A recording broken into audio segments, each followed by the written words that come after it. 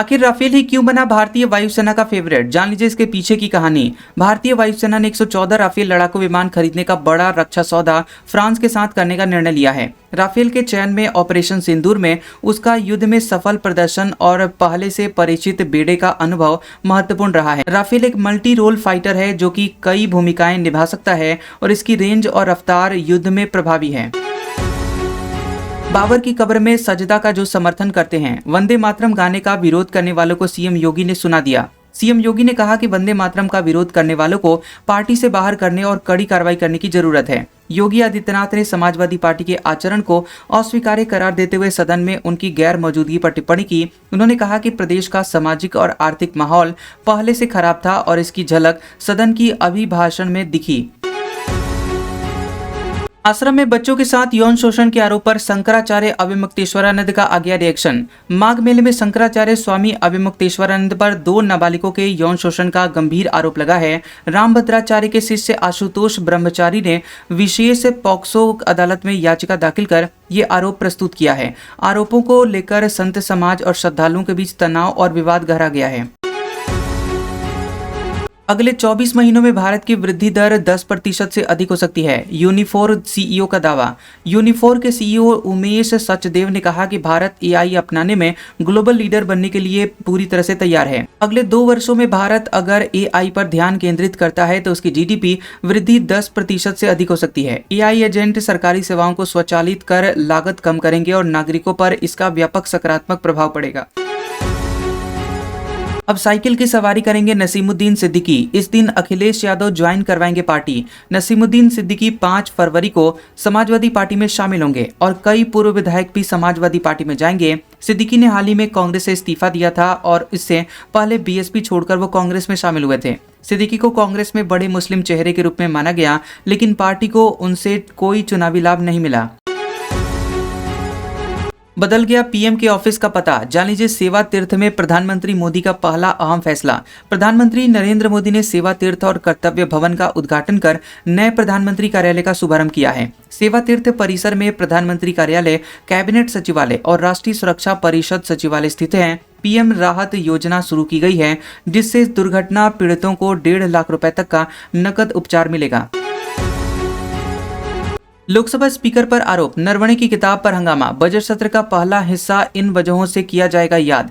खबर है कि संसद के बजट सत्र के पहले भाग का आखिरी दिन था और दूसरा भाग 9 मार्च से 2 अप्रैल तक चलेगा। लोकसभा अध्यक्ष के खिलाफ विपक्ष ने 118 सांसदों के हस्ताक्षर वाला अविश्वास प्रस्ताव पेश किया है। बजट सत्र में विपक्ष के हंगामे के कारण लोकसभा की कार्यवाही पूरे सप्ताह बाधित रही। जेल से बाहर आ सकते हैं सांसद पप्पू यादव। पटना के सभी मामलों में मिली बेल। पप्पू यादव को राजधानी पटना के कोतवाली और बुद्धा कॉलोनी थानों में दर्ज 3 आपराधिक मामलों में जमानत मिल गई है। अदालत ने सांसद पप्पू यादव को जेल से बाहर आने का रास्ता पूरी तरह से साफ कर दिया है। जमानत मिलने की खबर से सांसद के समर्थकों और कार्यकर्ताओं में खुशी का माहौल देखा गया। किसान आंदोलन, अमेरिका से ट्रेड डील पर तनातनी। किसान नेताओं से मिले राहुल गांधी। राहुल गांधी ने किसान संगठनों के साथ भारत अमेरिका ट्रेड डील के खिलाफ देशव्यापी आंदोलन पर चर्चा की। किसान नेताओं ने ट्रेड डील को लेकर अपनी नाराजगी जताई और मक्का, कपास, फल, मेवे के किसानों की चिंता व्यक्त की है। किसान संगठन सड़क पर आंदोलन कर रहे हैं और राहुल गांधी से इस मुद्दे पर आवाज उठाने की मांग की गई है।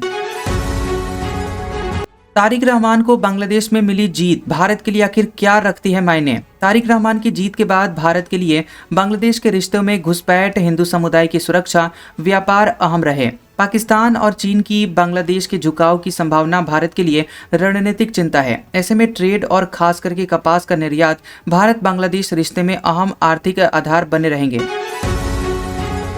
जिस बांग्लादेश में लगातार 35 साल हसीना खालिदा ने किया राज, वहां केवल इन 7 महिलाओं को मिल पाई जीत। बांग्लादेश के 13वें संसदीय चुनाव में केवल 7 महिला उम्मीदवार जीतकर संसद पहुंची हैं। बांग्लादेश नेशनलिस्ट पार्टी की 6 महिला उम्मीदवार जीत हासिल कर संसद में पहुंची हैं। निर्दलीय उम्मीदवार रूमीन फरहाना ने ब्राह्मण बरिया 2 सीट से जीत हासिल की, जो पहले बीएनपी में ही थी। ईरान को छोड़ने के मूड में नहीं है ट्रंप। वेनेजुएला में जिस जंगी जहाज का इस्तेमाल किया उसे भी भेज रहे हैं मिडिल ईस्ट। अमेरिकी राष्ट्रपति डोनाल्ड ट्रंप ने ईरान को परमाणु समझौता जल्द करने की चेतावनी दी है, अन्यथा गंभीर परिणाम होंगे। मिडिल ईस्ट में पहले से तैनात यूएसएस अब्राहम लिंकन के बाद दूसरा जंगी जहाज यूएसएस गेराल्ड आर फोर्ड भेजा जा रहा है। यूएसएस गेराल्ड आर फोर्ड को पहले कैरेबियन सागर में वेनेजुएला पर हमले के लिए तैनात किया गया था। बांग्लादेश में नाकाम हुए पाकिस्तान के मंसूबे, कट्टरपंथियों की जमात हारी। बता दें कि बांग्लादेश में तारिक रहमान के नेतृत्व वाली बीएनपी 2/3 बहुमत के साथ चुनाव जीतकर सरकार बना रही है। पाकिस्तान को जमात इस्लामी की हार से निराशा होगी, क्योंकि वह कट्टरपंथी सरकार चाहता था जो भारत को घेर सके। पाकिस्तान ने बीएनपी को जीत की बधाई दी, लेकिन चाहेगा कि बीएनपी भारत के साथ संबंध सुधारने से बचे। दामाद के साथ फरार हुई सास 10 महीने बाद थाने पहुंची, बोली अब अकेले रहना चाहती हूं।